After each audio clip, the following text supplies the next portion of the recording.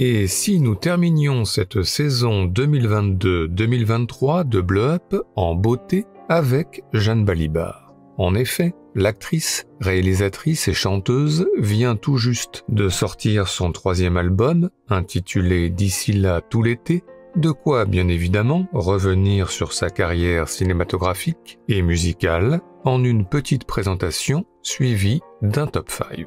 Alors, c'est parti. Pour Jeanne Balibar, tout commence, après des débuts au théâtre, avec Comment je me suis disputé, ma vie sexuelle, que réalise Arnaud Desplechin en 1995, avec, dans les couloirs de la fac de Nanterre, une première rencontre avec Mathieu Amalric, l'idée qu'une bonne partie du cinéma d'auteur des années 90 et 2000 est déjà en train de se jouer dans cette scène. Qu'est-ce que tu fais à Nanterre? Je croyais que tu étais à la Sorbonne. Oui, mais c'est parce que je devais prendre des intitulés de cours. S'ensuit en 1997 le premier rôle dans J'ai horreur de l'amour de Laurence Ferreira Barbosa, où elle déambule à scooter dans les rues de Paris au mois d'août dans une ambiance très journal intime de Nanni Moretti. L'actrice imposant alors une personnalité, une singularité, une excentricité, de celles qui vont obliger les cinéastes à soigner chacune de ses apparitions, comme le fait Bruno Podalides dans Dieu seul me voit, avec, dans un bureau de vote, cette entrée en scène à la fois très terre-à-terre et dans le même temps presque en suspens, en apesanteur, face à un Denis Podalides évidemment troublé. À voter. Une petite signature. Mademoiselle, s'il vous plaît. Ici, là. Dès lors, Jeanne Balibar va alterner, d'un côté les seconds rôles dans des films français à gros budget, comme Sade de Benoît Jacquot, Sagan de Diane Curis, ou ici Illusion perdue de Xavier Giannoli, en Marquise d'Espard, Lucien de Rubempré, pour vous servir. Et de l'autre, la fidélité à des auteurs pointus, par exemple Jacques Rivette, que Jeanne Balibar rencontre au début des années 2000 pour Va savoir, mais aussi Mathieu Amalric, réalisateur dès son premier long-métrage autobiographique, Mange ta soupe, ou encore Jean-Claude Biette, ici dans Trois ponts sur la rivière, avec Mathieu Amalric, cette fois acteur, pour une rencontre au Lavomatique, décalée, cela va de soi, le terre-à-terre et la pesanteur, toujours. Qu'est-ce que tu fais maintenant? Ah, je suis toujours dans l'histoire, plus que jamais. Non, mais je voulais dire là, maintenant, tout de suite. Ah, On peut aller prendre un café? Excuse-moi, j'ai pas le temps. Toujours les bouquins. Non, c'est pas un autre jour, mais c'est mon jour de lessive. Et puis, dans la continuité, en parallèle, quelques rencontres internationales insolites, par exemple à l'hôpital, avec l'américain Tim Robbins, dans Code 46, de l'anglais Michael Winterbottom. Hey. Merci. Anch'io. Ou plus récemment à Bogota, avec l'anglaise Tilda Swinton, dans Memoria du thaïlandais Apichatpong Verasetakul. It's a girl. A young girl. Et puis, en 2017, vient la consécration, César de la meilleure actrice à l'appui, avec Barbara, de Mathieu Amalric, toujours lui, pour un film dans le film, dans lequel Jeanne Balibar incarne une actrice tentant d'incarner la Dame en noir, ce qui n'a évidemment rien d'évident. Quitte-le moi du bout des lèvres, moi je l'entends du bout du cœur, moins fort, calmez donc cette fièvre, oui j'écoute. Enfin, dans la foulée, en 2019, un premier film en tant que réalisatrice, Merveille à Montfermeil, un film venu d'ailleurs, on n'en attendait pas moins d'elle, avec notamment cet étonnant conseil municipal mené par la maire Emmanuelle Béard. Quand nous chanterons le temps des cerises. Et dans ce parcours foisonnant et hétéroclite, quelques constantes, et notamment un goût prononcé pour les arts, à commencer par le théâtre, comme spectatrice d'une pièce d'avant-garde très avant-garde, dans J'ai horreur de l'amour, Je le sais bien. mais aussi en tant que tragédienne, dans Va savoir, interprétant sur scène en italien du Pirandello, E io mi sono fatta quella. ou dans Le Saltimbanque de Jean-Claude Biette, interprétant seule face au miroir du Racine. Me voici donc tremblante et seule devant toi. À part ça, la littérature aussi traverse la filmographie de Jeanne Balibar. Dans le stade de Wimbledon, par exemple, elle incarne une universitaire à la recherche d'un écrivain oublié, écumant les librairies de Trieste en Italie. Ma esiste un catalogo, no? No, catalogo, no. Mais aussi dans Ça ira mieux demain, de Jeanne Labrune, le rôle décalé, une nouvelle fois, d'une écrivaine qui n'écrit pas. J'ai commencé le premier chapitre de mon roman.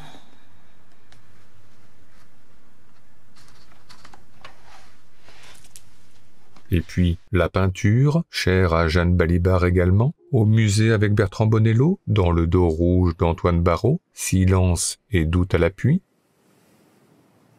Parce que vous, ce qui vous intéresse, c'est un monstre inquiétant ou... Non, c'est pas aussi simple que ça.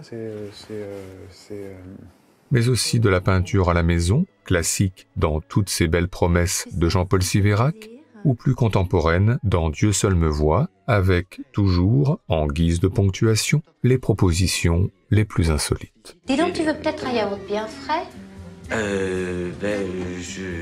Mais enfin, et c'est là où nous voulions en venir, la filmographie de Jeanne Balibar est aussi et surtout traversée par une certaine passion pour la musique.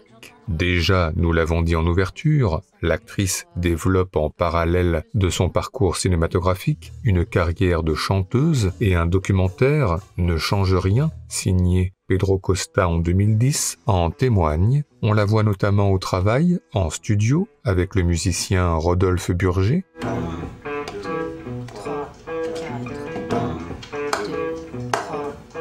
Mais on la voit aussi en concert, interprétant notamment ici la chanson du film Johnny Guitar de Nicolas Ray, Le cinéma jamais loin.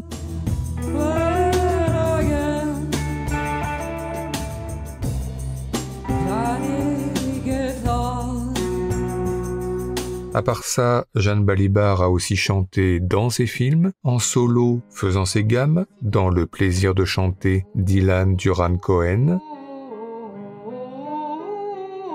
mais aussi en duo au piano avec Bulogier dans Toutes ces belles promesses.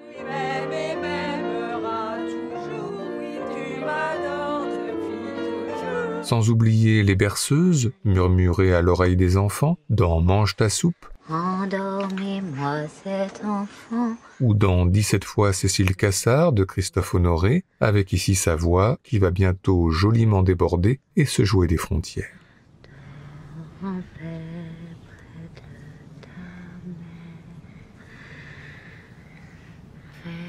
Des rêves bleus au matin dans la lumière, tu t'élanceras joyeux. À part ça, Jeanne Balibar a aussi beaucoup dansé au cinéma. On la voit par exemple donner des cours dans 17 fois Cécile Cassard encore. Mais aussi dans Alors on danse de Michel Larocque, et cette fois pour des élèves d'une autre génération. T'es en retard. 6, 7. On n'avait pas dit 10h13? Katharina, bien plus profond le plié, s'il te plaît. Sinon, Jeanne Balibar elle-même a dansé dans ses films, à 2 dans un garage dans J'aurais voulu être un danseur d'Alain Berliner, mais aussi à 4 en soirée sur Marvin Gaye dans J'ai horreur de l'amour, ou à un peu plus dans Le bal des actrices de Maïwenn, Entre ciel et terre, La pesanteur toujours. Je ne vais pas commencer à jouer mieux que moi, ce que je ne suis pas pour que tu puisses te la jouer. Et puis Jeanne Balibar a aussi regardé danser, et cela ne l'a cette fois pas forcément réjoui, dans cette scène de jalousie dans Mange ta soupe, au rythme du accouplé de Marca.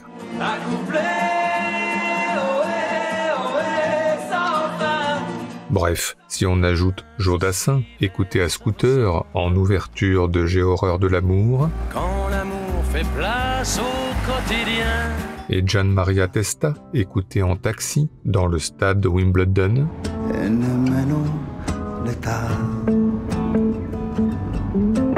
Si on ajoute le piano de Mendelssohn, apaisé, à l'église, dans toutes ses belles promesses,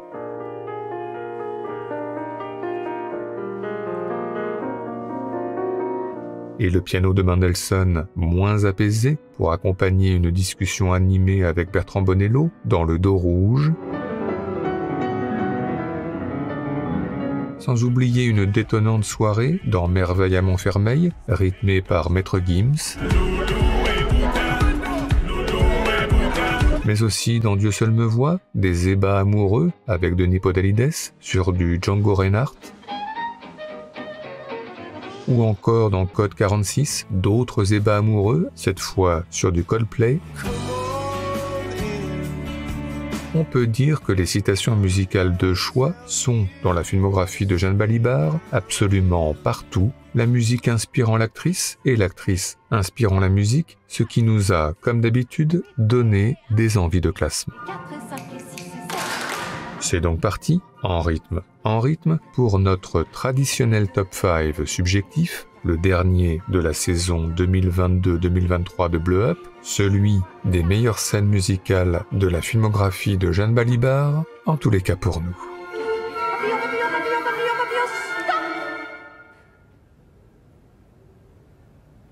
Notre numéro 5, Jeanne Balibar a parfois été musicienne à l'écran, en coup de vent, dans Comédie de l'innocence de Raoul Ruiz, une brève scène au violon, et puis surtout, dans Toutes ces belles promesses de Jean-Paul Siverac, Jeanne Balibar a incarné une violoncelliste avec une scène d'ouverture que nous aimons tout particulièrement, un concert de Mendelssohn, encore lui, pour un jeu à trois facétieux et espiègle, très Jeanne Balibar.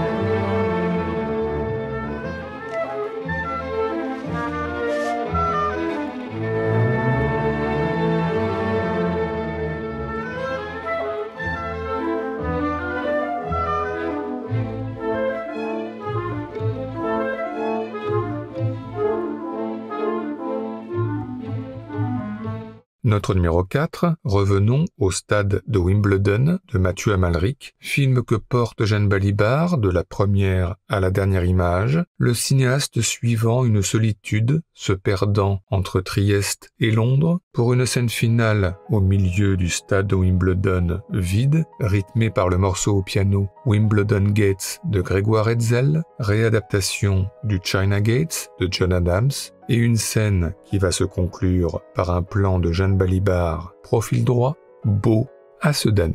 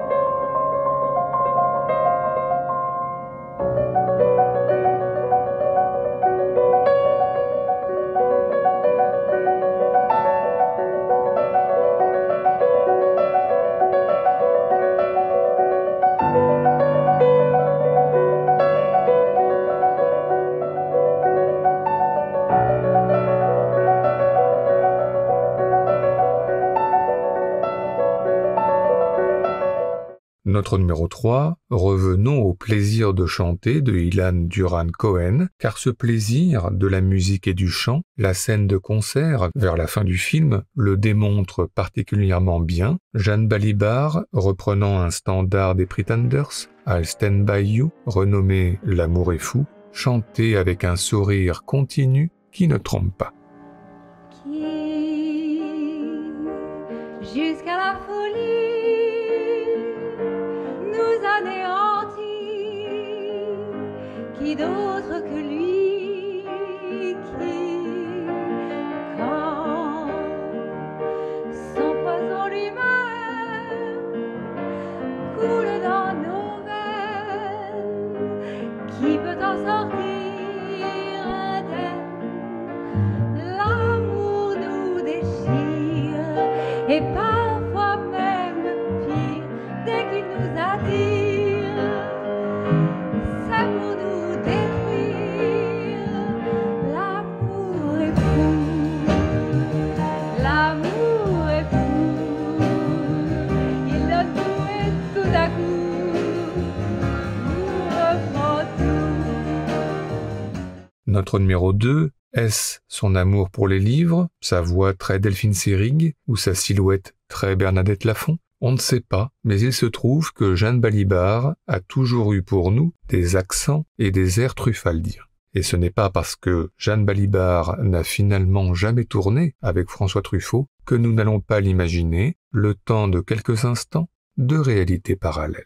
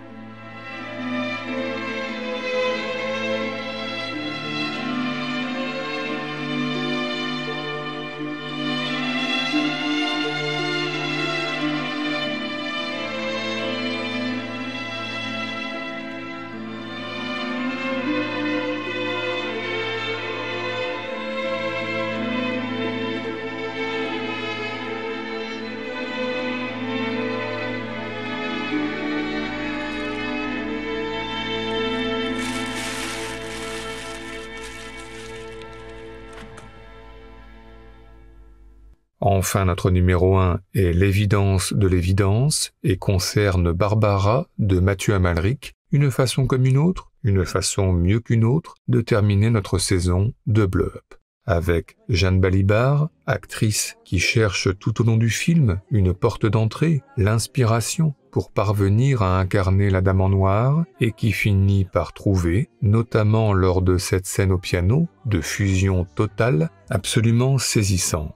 Pour cela, Jeanne Balibar, et pour tout le reste, merci et chapeau bas. Et sur ce, bonnes vacances à toutes et à tous. Les nôtres seront faites d'eau salée et de sable chaud, avec dans un coin de la tête, Jeanne Balibar, donc l'héroïne de notre été. C'est peut-être bien Dieu, c'est peut-être bien diable qui a tissé le ciel de ce beau matin-là, lui plantant dans le cœur un morceau de soleil qui se brise sur l'eau en mille éclats vermeils. Est-ce la main de Dieu, est-ce la main de diable qui a mis sur la mer cet étrange voilier qui, pareil au serpent, semble se déplier, noir et blanc sur l'eau bleue que le vent fait danser? Est-ce Dieu, est-ce diable, les deux à la fois, qui un jour s'unissant ont fait ce matin-là? Est-ce l'un, est-ce l'autre, vraiment, je ne sais pas, mais pour autant de beauté, merci et chapeau bas. Est-ce la main de Dieu, est-ce la main de diable qui a mis cette rose au jardin que voilà? Pour quel ardent amour, pour quelle noble dame, la rose de velours au jardin que voilà? Et ses prunes éclatées, et tous ces lilas blancs, et ses groseilles rouges, et ses rires d'enfants, et Christine si belle sous ses jupons blancs, avec comme au milieu l'éclat de ses 20 ans. Est-ce Dieu, est-ce diable, les deux